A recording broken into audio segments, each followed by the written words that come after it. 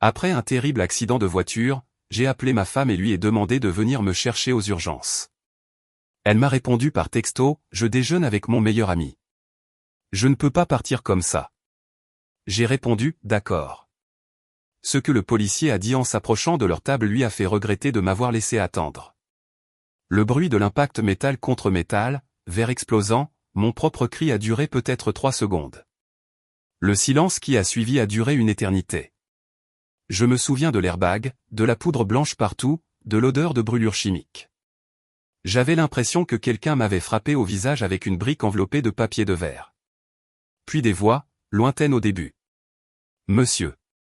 Monsieur, vous m'entendez ?» J'ai essayé de hocher la tête. Mon cou a hurlé en signe de protestation.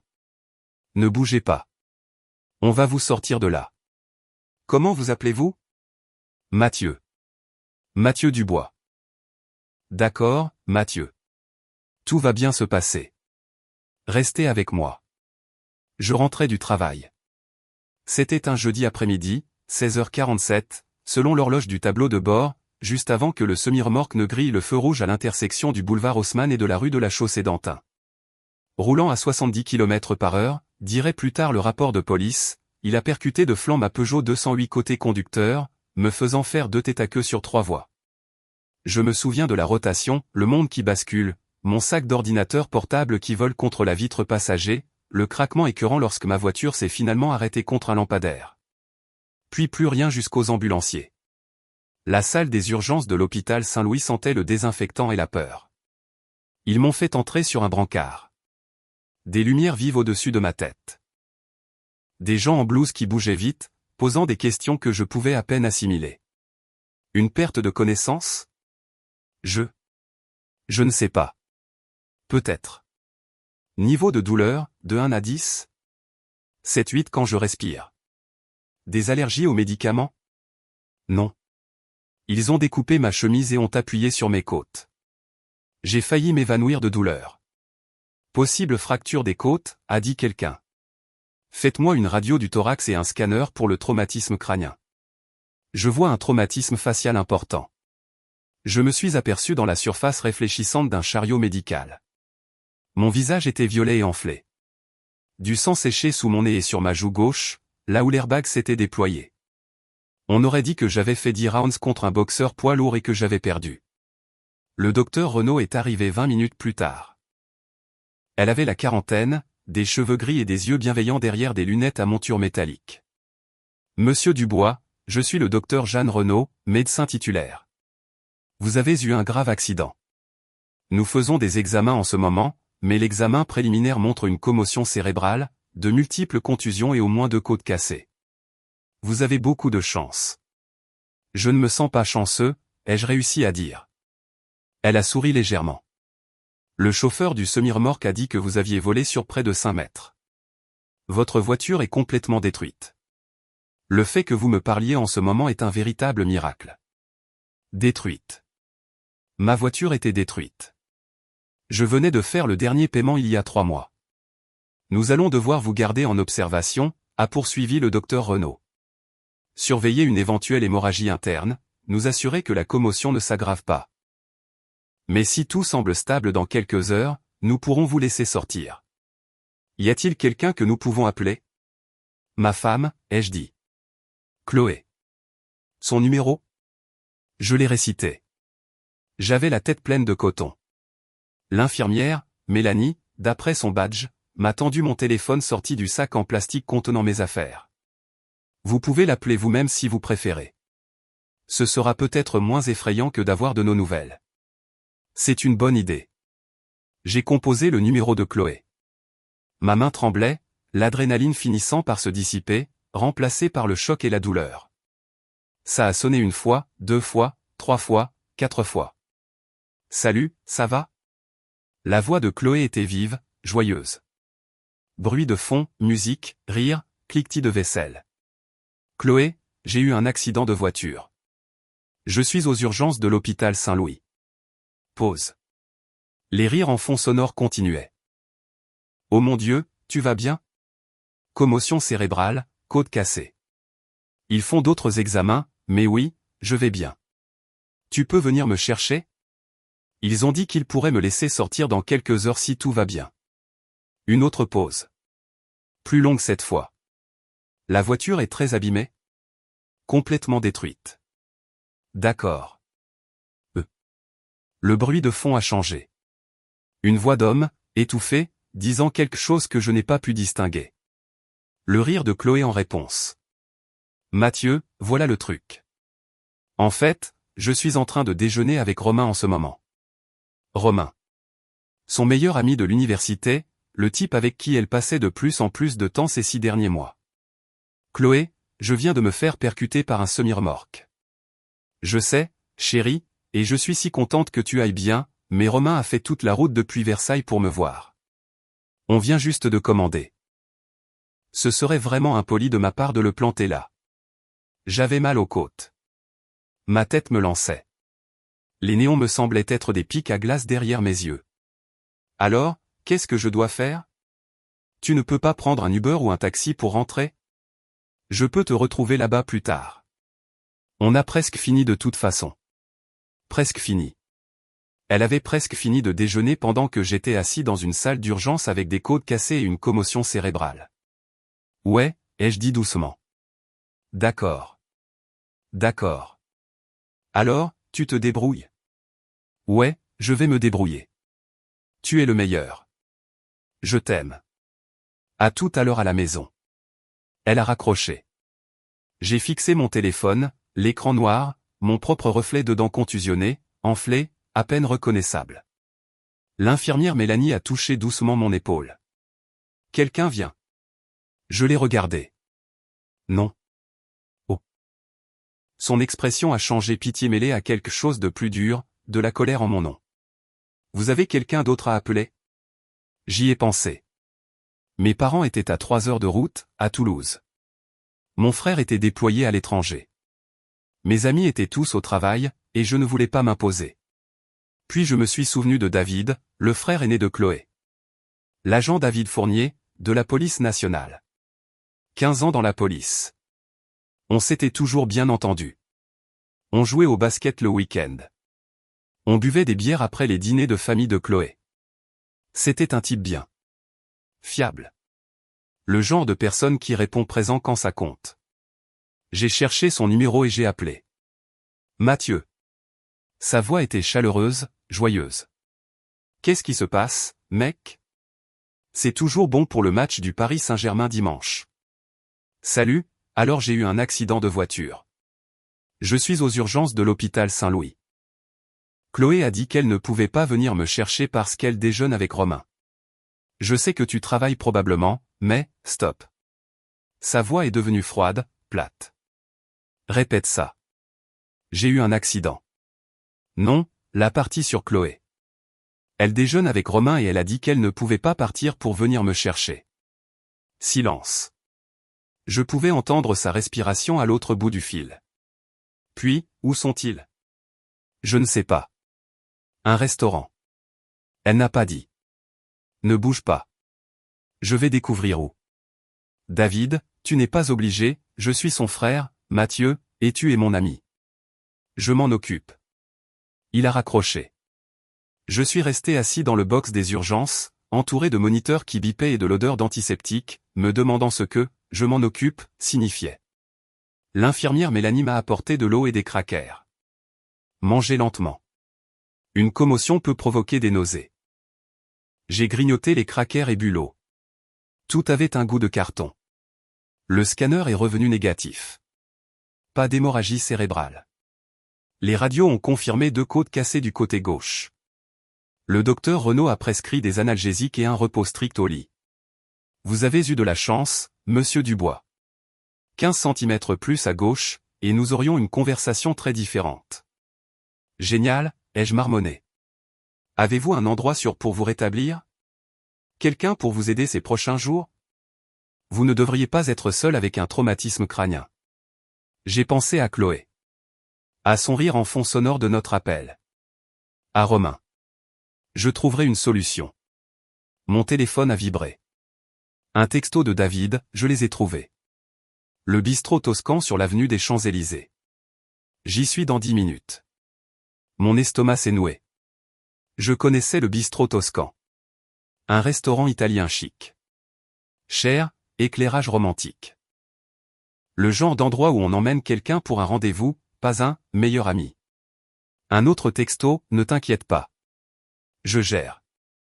Je voulais lui dire de laisser tomber, que je m'occuperais de Chloé plus tard, que ce n'était pas grave. Mais c'était grave. Et j'étais trop fatigué et blessé pour faire semblant plus longtemps. 20 minutes plus tard, mon téléphone a sonné. Il faut que tu entendes ça, a dit David. Pas de salutation, direct au but. David, qu'est-ce que tu écoutes, c'est tout. La ligne a changé. Le bruit de fond a envahi le combiné, bruit de restaurant, couvert, conversation, quelqu'un qui rit. Puis la voix de David, différente maintenant. Officielle. Froide. Chloé Fournier.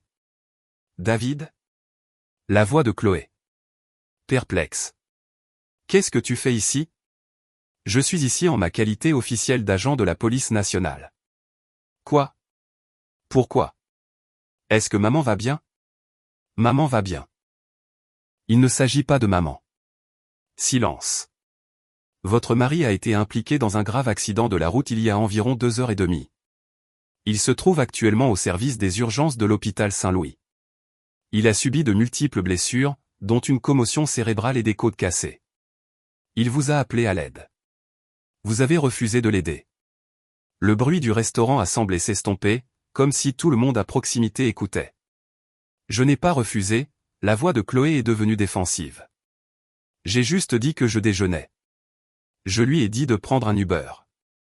Vous avez dit à votre mari blessé, qui venait d'être percuté par un semi-remorque roulant à 70 km/h, dont la voiture est complètement détruite, qui est assis dans une salle d'urgence avec un traumatisme crânien qui aurait pu le tuer. De prendre un Uber pendant que vous finissiez de déjeuner avec votre meilleur ami? La façon dont il a dit « meilleur ami » dégoulinait de mépris. Agent Fournier, une nouvelle voix, masculine, nerveuse. Je pense qu'il y a un malentendu. Et vous êtes? Romain Lambert, un ami de Chloé de l'université. On se racontait juste les nouvelles. Il n'y a rien, Romain Lambert, la voix de David est devenue plus froide. Le même Romain Lambert qui envoie des textos à ma sœur à 23h? Le même Romain Lambert dont j'ai entendu le nom 50 fois ces 3 derniers mois. Le Romain Lambert avec qui Chloé a préféré déjeuner pendant que mon beau-frère est actuellement à l'hôpital. Silence. Agent, c'est vraiment embarrassant, a commencé Chloé. Embarrassant? Le rire de David était tranchant, cruel. Tu veux parler de ce qui est embarrassant? Chaque personne dans ce restaurant vient de m'entendre expliquer que tu as abandonné ton mari aux urgences. Regarde autour de toi, Chloé.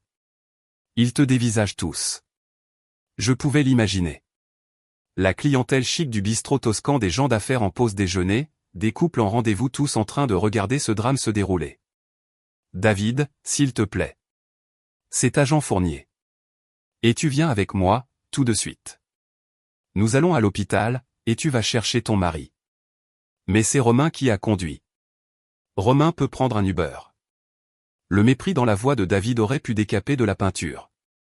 Puisque tu sembles penser qu'Uber est une solution appropriée pour les situations d'urgence. C'est de la folie, a dit Chloé, sa voix tremblant maintenant, pleurant. Tu fais une scène. Tu m'humilies devant tout le monde. Je t'humilie? La voix de David s'est élevée, sans tout à fait crier, mais assez fort pour que je sache que tout le restaurant pouvait entendre. Tu t'es humilié toi-même. Tu as choisi de déjeuner avec Romain plutôt que d'être avec ton mari aux urgences. Je m'assure juste que tout le monde ici sache exactement quel genre d'épouse tu es.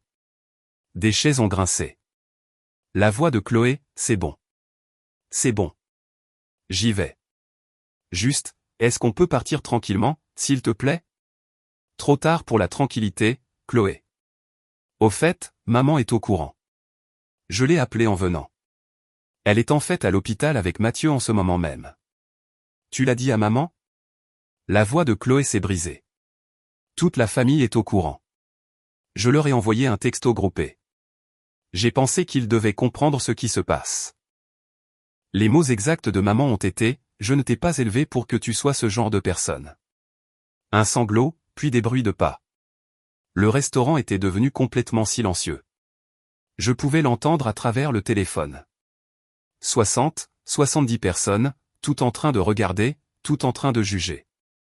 La voix de David à nouveau, d'une voix qui porte « Mesdames et messieurs, je m'excuse pour la perturbation de votre repas. Mais quand quelqu'un abandonne son conjoint après un grave accident, parfois la famille doit intervenir. Bon appétit. » La porte du restaurant s'est ouverte. Bruit de circulation. Chloé qui pleure. Puis la voix de David, plus proche du téléphone. « Mathieu, tu es toujours là ? » « Ouais. Je te l'amène.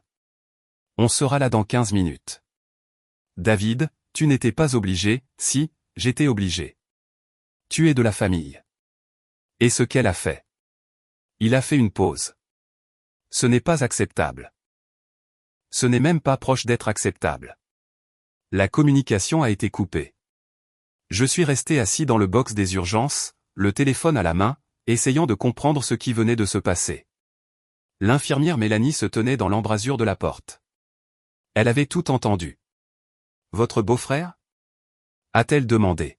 « Ouais. Il a l'air d'être un homme bien. » « Il l'est. »« Et votre femme » Elle n'a pas terminé sa phrase. Elle n'en avait pas besoin. « Ouais » ai-je dit doucement. « Ouais. » 15 minutes plus tard, j'ai entendu des voix dans le couloir des urgences. La voix de Chloé, aiguë et larmoyante. La voix de David, calme et inébranlable. Puis une troisième voix, plus âgée, féminine, furieuse. Ma belle-mère, Hélène. Chloé Marie Fournier. À quoi pensais-tu ? Maman, je ne savais pas que c'était si grave. Il t'a appelé des urgences. En quoi ce n'est pas grave ? Je pensais qu'il exagérait. La voix de David est intervenue.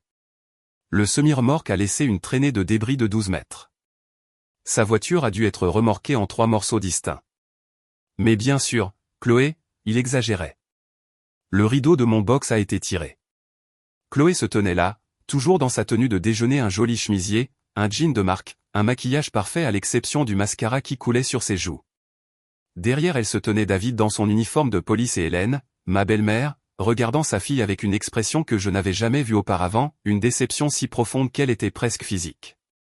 Chloé m'a vu et a eu un hoquet de surprise. Oh mon Dieu, Mathieu. Je savais de quoi j'avais l'air. Des ecchymoses violettes qui fleurissaient sur mon visage et mon cou. Des pansements sur mon front où ils avaient nettoyé les coupures. Mon bras gauche en écharpe parce que le bouger tirait sur mes côtes cassées. Une blouse d'hôpital. Une perfusion dans ma main droite. Salut, ai-je dit. Elle s'est précipitée vers moi et a saisi ma main valide. Chérie, je suis tellement désolé. Je ne savais pas que c'était si grave. Je pensais que tu avais juste eu, genre, un simple accrochage ou quelque chose comme ça. Je t'ai dit que j'avais été percuté par un semi-remorque. Ma voix est sortie plate, vide. Je t'ai dit que j'avais une commotion cérébrale et des côtes cassées. Je sais, mais au téléphone, tu avais l'air d'aller bien. J'avais l'air d'aller bien. Je l'ai regardé. Je t'ai appelé des urgences. Qu'est-ce qui, là-dedans, te donnait l'impression que j'allais bien ? Elle a ouvert la bouche, puis l'a refermée. David s'est avancé. Mathieu, comment tu te sens ? Comme si je m'étais fait percuter par un camion. Il a souri légèrement. C'est juste. Le docteur Renaud a dit que tu pourrais sortir dans environ 1 heure si tes signes vitaux restent stables. Je te ramènerai à la maison. Merci. Hélène s'est approchée de l'autre côté de mon lit. Mathieu, mon chéri, je suis tellement désolé. Si j'avais su. Ce n'est pas ta faute, Hélène. Elle a regardé Chloé. C'est la sienne. Je ne sais même pas quoi te dire en ce moment. Le visage de Chloé s'est décomposé. Maman, s'il te plaît. J'ai fait une erreur. C'est juste que. Romain avait conduit de si loin, et je pensais que Mathieu irait bien, et, Romain. La voix d'Hélène est devenue tranchante. Tu parles encore de Romain. Ton mari est allongé dans un lit d'hôpital, et tu trouves des excuses à propos de Romain. Ce n'est pas juste. Rien de tout ça n'est juste. La voix d'Hélène s'est élevée. D'autres membres du personnel des urgences ont jeté un coup d'œil. Elle a baissé la voix, mais la colère est restée. Tu as prononcé des vœux, Chloé. Pour le meilleur et pour le pire, dans la maladie comme dans la santé. C'est littéralement la partie dans la maladie. Et tu as choisi de déjeuner. Chloé était en pleurs maintenant. Je ne savais pas quoi faire d'autre. Romain était déjà là, et Mathieu a dit que c'était d'accord. J'ai dit d'accord parce que qu'est-ce que j'étais censé dire, ai-je demandé doucement. Te supplier de venir? Te forcer à te soucier du fait que j'étais blessé? Ce n'est pas ça, je m'en soucie. Tu te souciais plus de ne pas être impoli avec Romain que de moi aux urgences.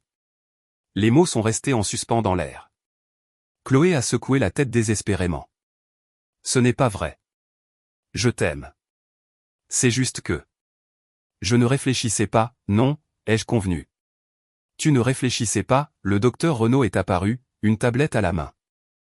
Elle a observé la scène, une femme en pleurs, une belle-mère en colère, un flic au visage de pierre, un patient contusionné et son expression est devenue soigneusement neutre. Monsieur Dubois, vos signes vitaux sont stables. Aucun signe d'hémorragie interne. Je suis à l'aise pour vous laisser sortir avec des instructions strictes, repos au lit pendant au moins 3 jours, pas de conduite pendant 1 semaine, et un suivi avec votre médecin traitant dans 72 heures. Revenez immédiatement si vous ressentez une aggravation des maux de tête, des vomissements ou une perte de connaissance. Compris. Elle m'a tendu une liasse de papier. Vos instructions de sortie et vos ordonnances. Prenez les analgésiques comme indiqué. Mettez de la glace sur vos côtes pendant 20 minutes toutes les quelques heures. Et Mathieu, elle m'a regardé sérieusement, vous avez besoin de quelqu'un avec vous pendant les prochaines 48 heures. Protocole en cas de commotion. Est-ce possible? J'ai regardé Chloé. Elle a hoché la tête rapidement. Bien sûr, je m'occuperai de lui. Le docteur Renaud a jeté un coup d'œil à David, puis à moi. Vous avez ma carte si vous avez besoin de quoi que ce soit. L'implication était claire, si vous avez besoin de quoi que ce soit qu'elle ne vous fournit pas. Le trajet du retour s'est fait en silence. David conduisait. Hélène était assise sur le siège passager. Chloé et moi étions à l'arrière. Elle essayait sans cesse de me prendre la main. Je n'arrêtais pas de la retirer. Pas pour être cruel, juste parce que je ne pouvais pas. Je ne pouvais pas la laisser me toucher. Je ne pouvais pas faire semblant que tout allait bien. Nous nous sommes garés devant notre immeuble. David m'a aidé à sortir de la voiture, à monter les escaliers et à entrer dans notre appartement du 2e étage. Chloé a déverrouillé la porte. L'appartement était exactement comme je l'avais laissé ce matin, une tasse de café dans l'évier, un sac de travail près de la porte. Un jeudi matin normal avant que tout ne change. David m'a aidé à m'installer sur le canapé. Hélène est allée à la cuisine et a commencé à faire du thé sans demander. Chloé tournait autour. Mathieu, est-ce que je peux t'apporter quelque chose? De l'eau? Tes analgésiques? Tu veux t'allonger dans le lit? Je suis bien ici. Tu es sûr? Le lit serait plus confortable. Chloé, je l'ai regardé. Je suis bien ici. David s'est assis dans le fauteuil en face de moi. Mathieu, je dois te demander quelque chose, et j'ai besoin que tu sois honnête. D'accord. Depuis combien de temps ça dure? Cette histoire avec Romain. Chloé a émis un son étranglé. Il n'y a pas des histoires avec Romain, je ne te demande pas à toi, la voix de David était froide. Mathieu? J'y ai pensé. Aux 6 derniers mois. Au nombre croissant de dîners de travail, d'où Chloé rentrait tard. Au texto que j'avais vu s'afficher sur son téléphone, rien d'explicite, mais familier, intime. À la distance qui se creusait entre nous. 6 mois, ai-je dit. Peut-être plus. Je ne suis pas sûr. Tu lui en as parlé? Quelquefois. Elle a dit que Romain n'était qu'un ami, que j'étais paranoïaque. David a regardé sa sœur. Tu lui as fait croire qu'il était fou de l'avoir remarqué. Je ne faisais rien de mal. La voix de Chloé s'est élevée. Nous sommes amis. Nous déjeunons. Nous nous envoyons des textos. C'est ce que font les amis. Les amis ne se font pas passer avant leur conjoint dans les situations d'urgence, a dit Hélène depuis la cuisine. Les amis ne rendent pas leur mari paranoïaque. Les amis ne. Elle s'est arrêtée, a pris une inspiration. Chloé, ma chérie, je t'aime. Tu es ma fille. Mais tu dois regarder en face ce que tu as fait. Je n'ai rien fait. Alors pourquoi as-tu choisi Romain plutôt que Mathieu aujourd'hui, a demandé David. Explique-le-moi. Fais en sorte que ça ait un sens. Chloé a ouvert la bouche, l'a refermée, des larmes coulant sur son visage. J'ai paniqué, a-t-elle finalement murmuré. Quand Mathieu a appelé, j'ai paniqué parce que Romain était assis juste là et je savais ce que ça aurait l'air si je partais comme ça. Et je pensais que Mathieu comprendrait. Et tu t'es trompé, ai-je dit doucement. Elle m'a regardé. Mathieu, s'il te plaît. Je suis désolé. Je suis tellement désolé. J'ai fait une terrible erreur. Mais je t'aime.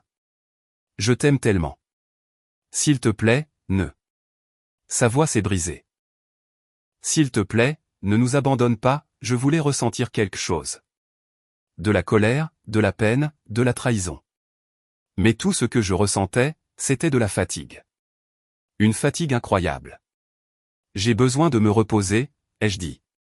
On peut en parler plus tard? Bien sûr. Elle s'est approchée de moi. Laisse-moi t'aider à aller au lit. Je reste sur le canapé. Mais le docteur Renaud a dit, je reste sur le canapé, ai-je répété, plus fermement cette fois. Elle s'est arrêtée, a hoché la tête. D'accord. Je vais te chercher une couverture. Après qu'elle a quitté la pièce, David s'est penché en avant. Mathieu, j'aime ma sœur, mais si tu as besoin d'aller ailleurs, ma porte est ouverte. Sans jugement, sans question. Merci. J'y réfléchirai. Hélène m'a apporté du thé. Je vais rester ce soir, sur le canapé de ton bureau, juste pour m'assurer que tu vas bien. Hélène, tu n'es pas obligée. Je sais que je ne suis pas obligé. J'en ai envie.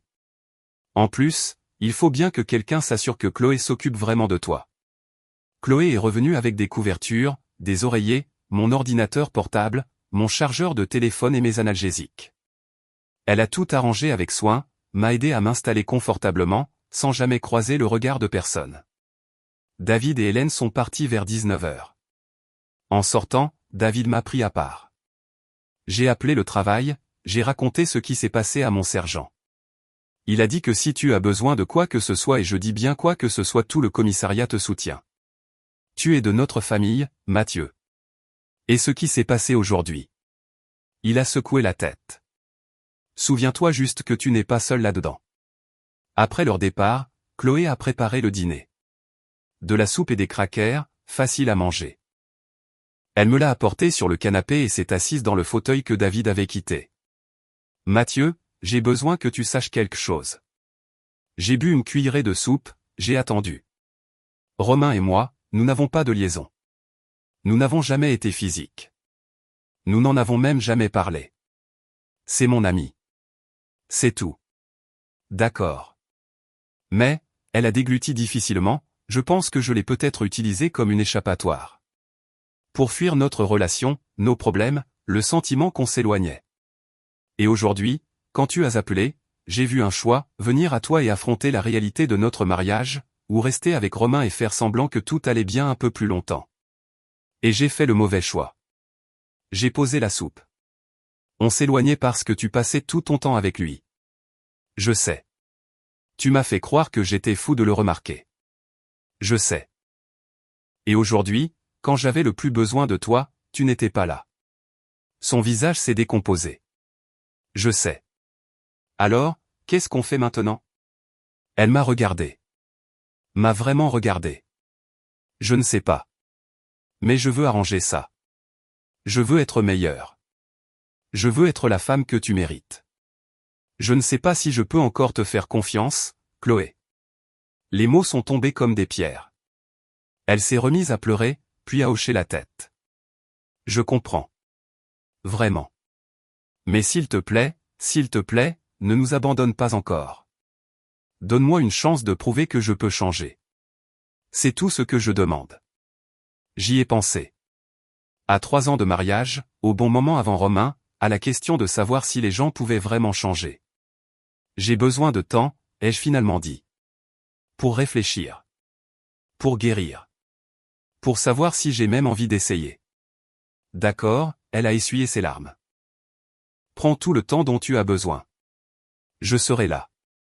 Je te le prouverai. Je te le promets. Le lendemain matin, je me suis réveillé au son de voix dans la cuisine. La voix de Chloé, qui parlait à quelqu'un. Je me suis redressé avec précaution. Mes côtes criaient, j'avais oublié de prendre mes analgésiques avant de me coucher. Je me suis traîné jusqu'à la cuisine. Chloé était au téléphone. Ça m'est égal. Je ne vais pas prendre un café avec toi. Je ne vais rien faire avec toi. Mon mari a besoin de moi. Pause. Romain, arrête. Arrête, c'est tout. Je ne peux plus continuer comme ça. Quoi que soit ça, ça nuit à mon mariage. Ça fait du mal à Mathieu. Et après hier, sa voix s'est brisée. J'ai failli tout perdre. Alors, non. La réponse est non. Ne m'appelle plus. Elle a raccroché, s'est retournée et m'a vu debout. Mathieu. Salut. Tu avais besoin de, c'était Romain. Oui. Il voulait qu'on se voie. Pour parler de ce qui s'est passé. Je lui ai dit non. Et quoi? Qu'est-ce qu'il a dit? Elle a baissé les yeux. Il a dit que je surréagissais. Que ta famille exagérait. Que ce n'était pas si grave. Qu'est-ce que tu en penses? Elle a croisé mon regard. Je pense qu'il a tort. Je pense que c'était extrêmement grave. Et je pense que le fait qu'il ne le voit pas est exactement le problème. Quelque chose dans ma poitrine s'est légèrement détendu. Je bloque son numéro, a-t-elle poursuivi. Je le supprime des réseaux sociaux. C'est fini. Complètement fini. Je l'ai regardé sortir son téléphone. Je l'ai regardé bloquer le numéro de Romain devant moi, le supprimer d'Instagram, de Facebook et de Twitter, et le retirer de ses contacts. Ça semblait théâtral, comme si elle en faisait trop, mais ça semblait aussi réel. Merci, ai-je dit. Ne me remercie pas de faire ce que j'aurais dû faire il y a des mois. Au cours des jours suivants, Chloé a fait ses preuves. Elle a pris des congés et est restée avec moi constamment. Elle m'aidait à aller aux toilettes quand mes côtes me faisaient trop mal pour bouger, préparer les repas, garder l'appartement propre et me donner mes médicaments à l'heure. Hélène passait tous les jours pour prendre de nos nouvelles. David déposait des courses et restait pour le dîner. Le téléphone de Chloé est resté silencieux. Pas de texto de Romain, pas d'appel tard dans la nuit. Mais je ne pouvais toujours pas dormir dans notre lit. Je ne pouvais pas la laisser me toucher au-delà de l'aide nécessaire. Je n'arrivais pas tout à fait à pardonner. Le 4e jour, lors d'une visite d'Hélène, Chloé s'est effondrée. Je ne sais pas quoi faire d'autre, sanglotait-elle.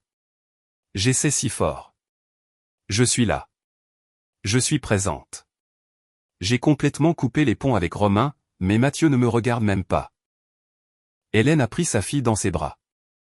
Ma chérie, tu l'as profondément blessée. Il faudra plus de 4 jours pour réparer ça. Mais combien de temps? Combien de temps avant qu'il me fasse à nouveau confiance? Je ne sais pas. Peut-être jamais. Peut-être qu'il ne voudra pas réparer ça. Et si ça arrive, tu devras l'accepter. Chloé m'a regardé. C'est ce que tu veux? Que ce soit fini? J'y ai pensé. J'y ai vraiment pensé. Je ne sais pas, ai-je dit honnêtement. Je sais que je suis en colère. Je sais que je suis blessé. Je sais que quand je pense à toi choisissant de déjeuner plutôt que d'être avec moi, j'ai l'impression que ma poitrine s'effondre. Mais je sais aussi qu'on a construit quelque chose de réel avant tout ça. Et je ne sais pas si je suis prêt à jeter ça par-dessus bord. Alors, qu'est-ce qu'on fait?